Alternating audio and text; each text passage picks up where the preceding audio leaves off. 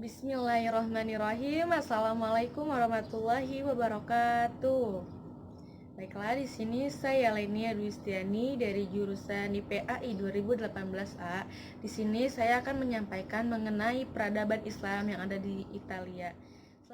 Negara Italia seringkali disebut dengan negara pizza karena menurut sejarah, konon, restoran pizza pertama di dunia hadir di kota Naples, Italia, yaitu pada tahun 1738. Italia menganut sistem negara republik yang mana presiden sebagai kepala negara dan perdana menteri sebagai kepala pemerintah. Ibu kota Italia berada di Roma. Keadaan penduduk di Italia semakin tahun semakin meningkat dan terus bertambah hingga pada tahun 2018 penduduk Italia menjadi 60 juta jiwa. Luas wilayah negaranya sekitar 301.338 km persegi. Mayoritas penduduk Italia yang menganut agama Kristen Roma sebanyak 90%. 7% dari mereka menganut agama Protestan dan Yahudi, dan sedangkan 3%-nya lagi mereka menganut agama Islam. Sejarah masuknya Islam ke Italia. Upaya umat Islam untuk menaklukkan wilayah yang ada di Italia sudah dilakukan sejak masa Khalifah Utsman bin Affan, dan kemudian penaklukan tersebut terus dilanjut oleh daulah-daulah berikutnya pasca Khulafaur Rasyidin. Pada abad ke-9 sekitar tahun 828 Masehi, Islam mulai memasuki Italia melalui kota Palermo yang berada di Pulau Sisilia.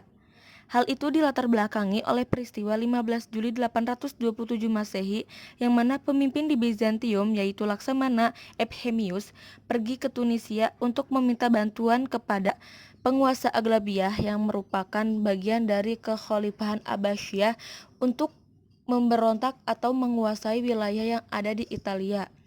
Permintaan Laksamana Ephemius tersebut disetujui oleh penguasa Aglabiah yaitu Ziyadatullah I Ibn Ibrahim. Di bawah komando Asad ibnu al-Furat, yaitu dengan pasukannya dari berbagai unsur etnis seperti orang-orang Arab, Barbar, Spanyol Islam, Muslim dari Ket, Persis, serta beberapa ilmuwan lainnya, berhasil mengalahkan kekuatan Bizantium dalam pertempuran di dekat Mazara. Penaklukannya ini diperkuat dengan 10.000 pasukan infanteri, 700 pasukan berkuda, dan 100 armada kapal. Pertempuran yang dilakukan oleh dinasti Aglabiah ini mencapai kemenangan hingga akhirnya satu persatu kota di Sisilia sepenuhnya berhasil dikuasai oleh umat Islam. Kota Palermo berhasil dikuasai oleh umat Islam pada tahun 831 Masehi, dan sedangkan Messina dapat dikuasai oleh umat Islam 12 tahun berikutnya. Sejak wilayah Enna berhasil direbut dari kekuasaan Bizantium pada tahun 859 Masehi, provinsi Sisilia sepenuhnya berada dalam genggaman umat Islam. Dan di bawah kekuatan umat Islam, Sisilia tumbuh menjadi provinsi yang multi-etnis.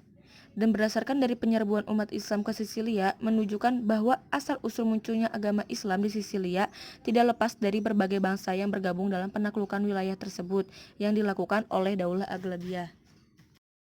Jejak peradaban Islam di Italia. Setelah Islam dapat menguasai wilayah Sisilia yang berada di Italia, pulau ini mengalami banyak perkembangan dan kemajuan-kemajuan.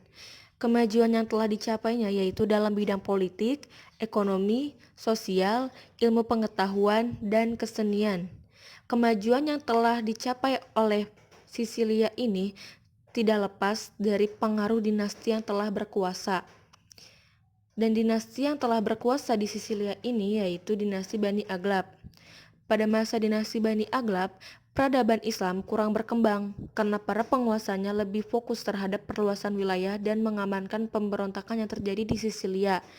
Pusat pemerintahan Bani Aglab tidak berada di Sisilia, melainkan berada di Afrika Utara Kairawan, sehingga penguasa Bani Aglab yang berada di Sisilia hanya diwakilkan oleh seorang gubernur dengan gelar Amir.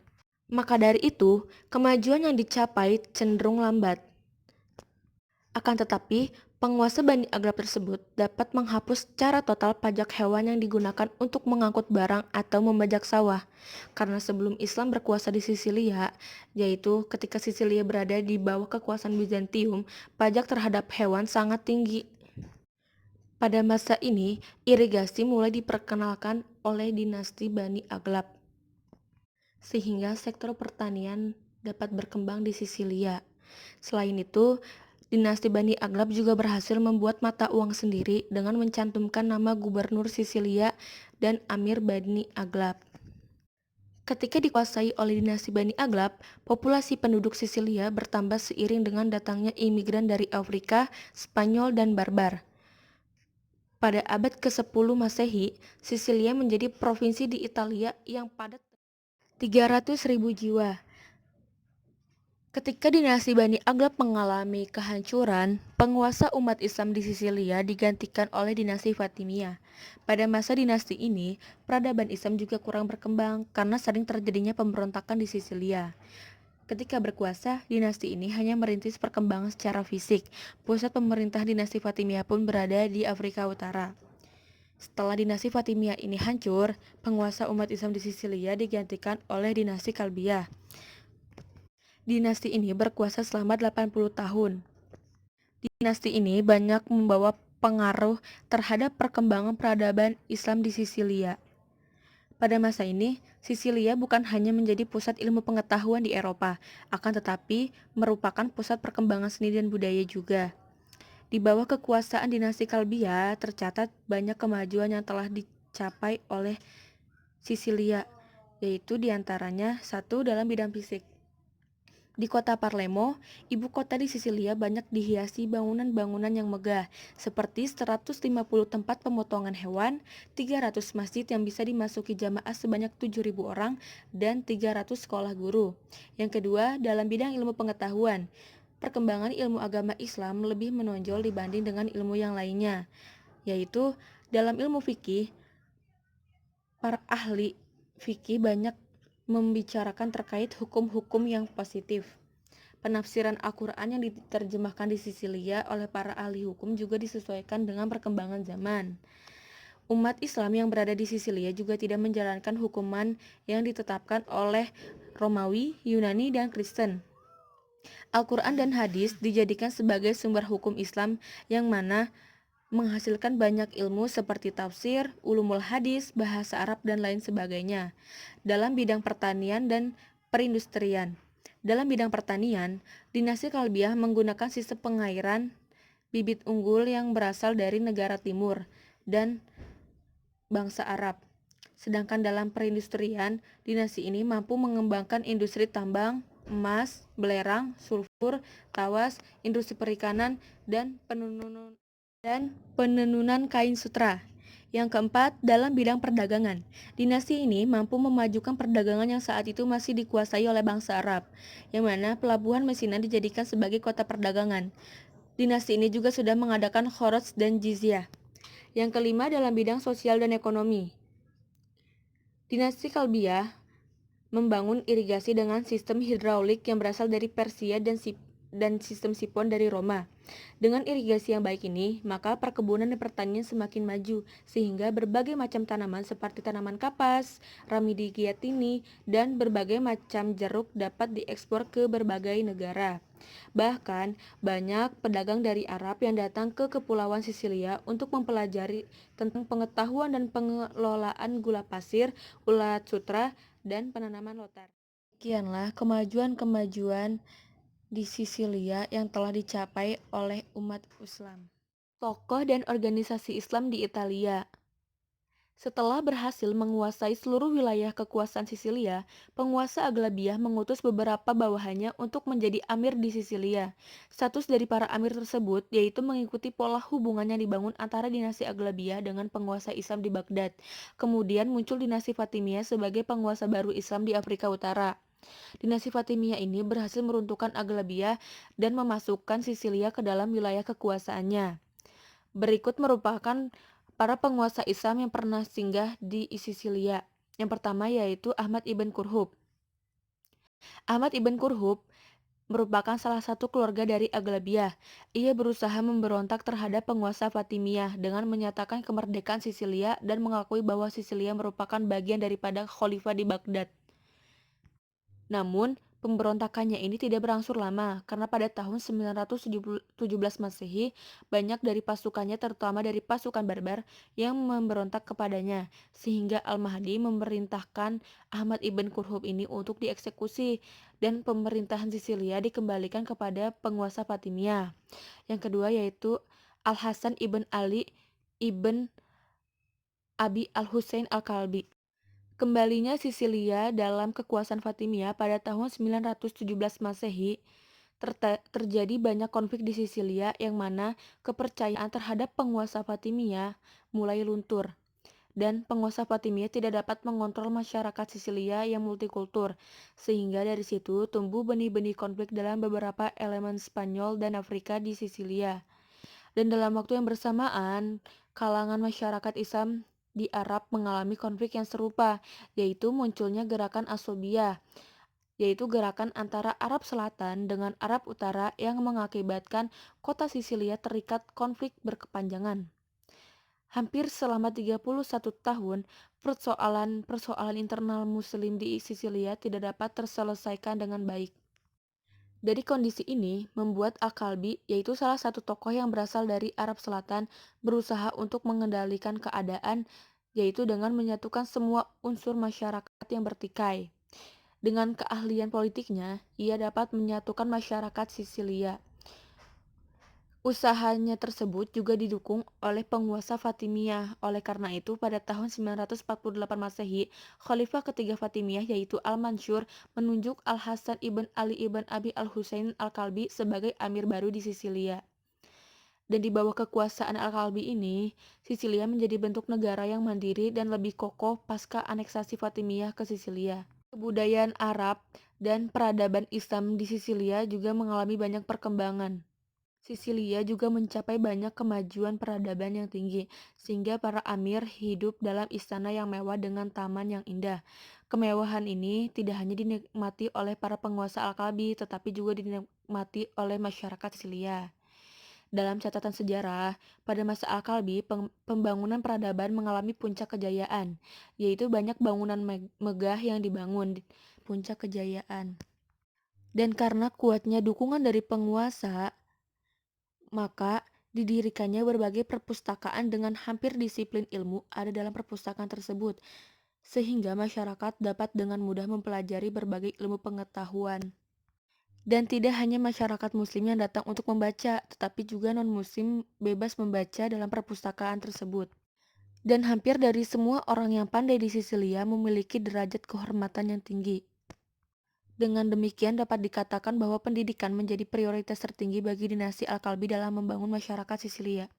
Kondisi yang serba dengan kemegahan ini menyebabkan para penguasa Kalbia terjangkit penyakit, dan menurut Ibn Khaldun, penyakit ini merupakan penyakit sosial, yang dimana perebutan kekuasaan akibat tumbuhnya keegoisan dan ketamakan para penguasa muslim yang menyebabkan mudahnya pasukan Normandia dalam melakukan penaklukan, sehingga pada tahun 1060 Masehi, kekuasaan Kalbi di Sisilia runtuh oleh aneksasi penguasa Kristen Normandia, dan sejak saat itulah penguasa Islam tidak lagi menjadi pemimpin di Sisilia. Meskipun demikian, kebudayaan Islam tetap dipertahankan bahkan berkembang dengan baik di Sisilia.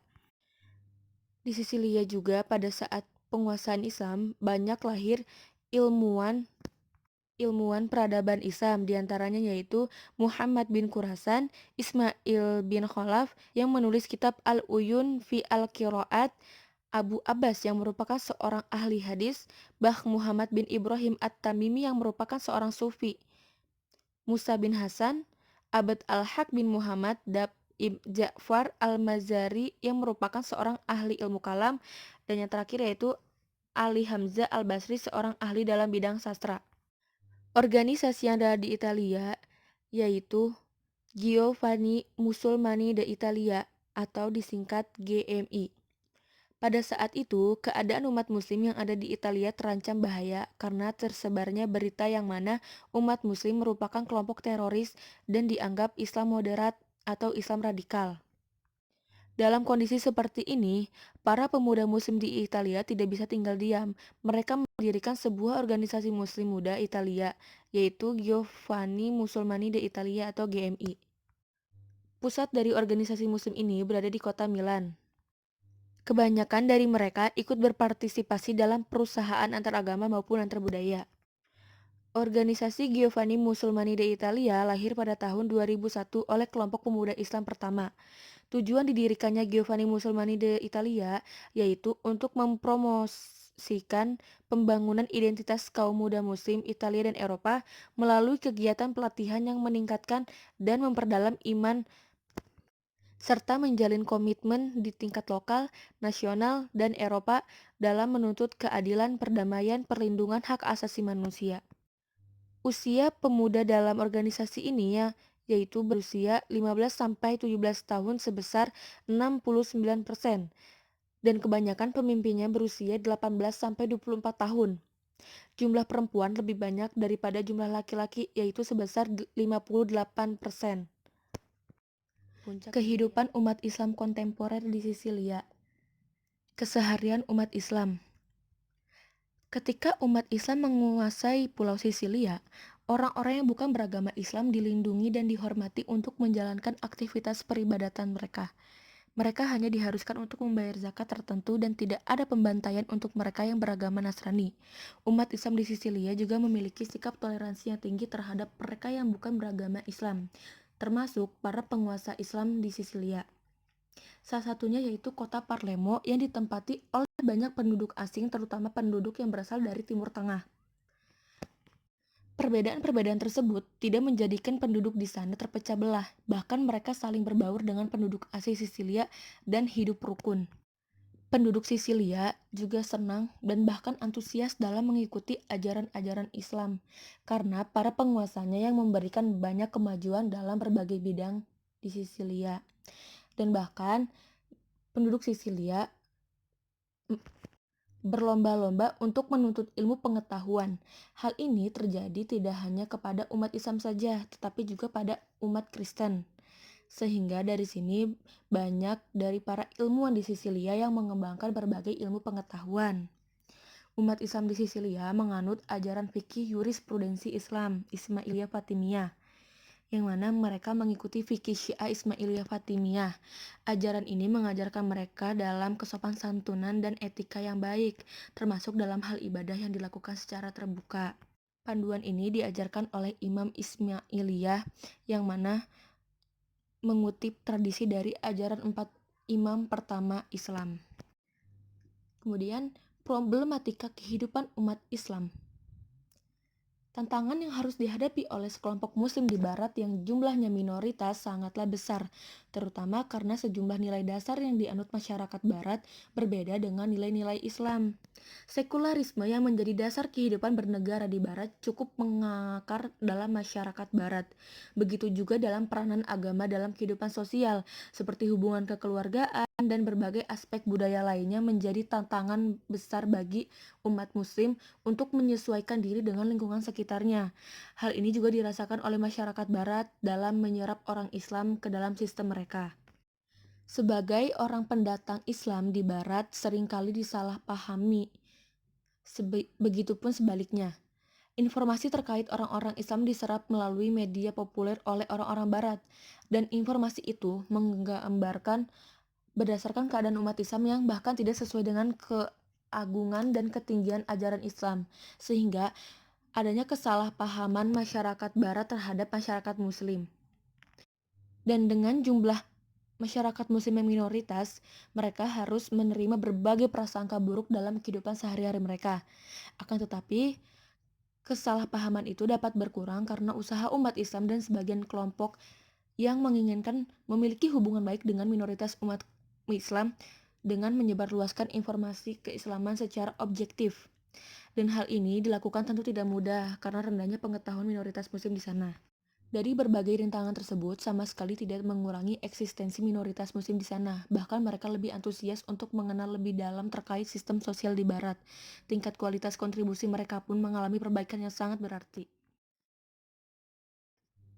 Dalam keilmuan di Sisilia juga mengalami problematika kontemporer yang dimana keilmuan di barat lebih dulu berkembang daripada keilmuan di timur. Tradisi ilmu humaniora pertama kali dikenalkan secara umum oleh para ilmuwan dari barat. Di sini juga terdapat adanya upaya untuk menghilangkan hubungan tradisi keilmuan barat dan timur.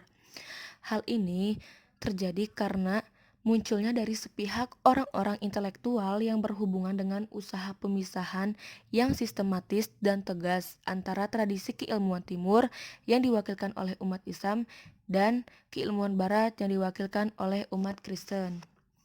Pemisahan ini tidak hanya berhubungan dengan masalah agama saja, tetapi juga berhubungan dengan politik dan pengakuan pembenaran dalam aspek penemuan ilmiah pada hari yang akan datang. Hal ini merupakan salah satu kecenderungan dari model Orientalisme.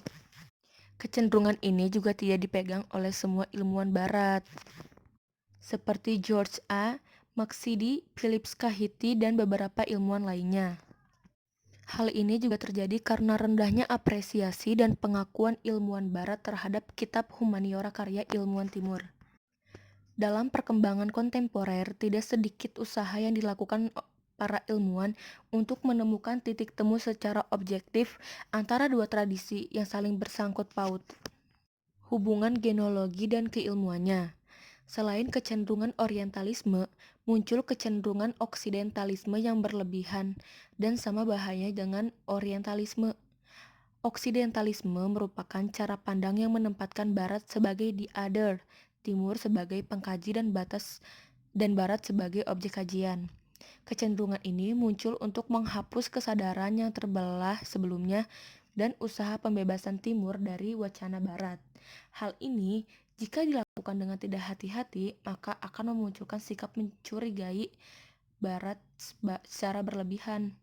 Sikap ini juga hadir untuk pembebasan diri dari semua unsur yang berasal dari barat. Dari kecenderungan di atas, akhirnya ada upaya untuk mengambil nilai-nilai positif pada masing-masing kecenderungan tersebut.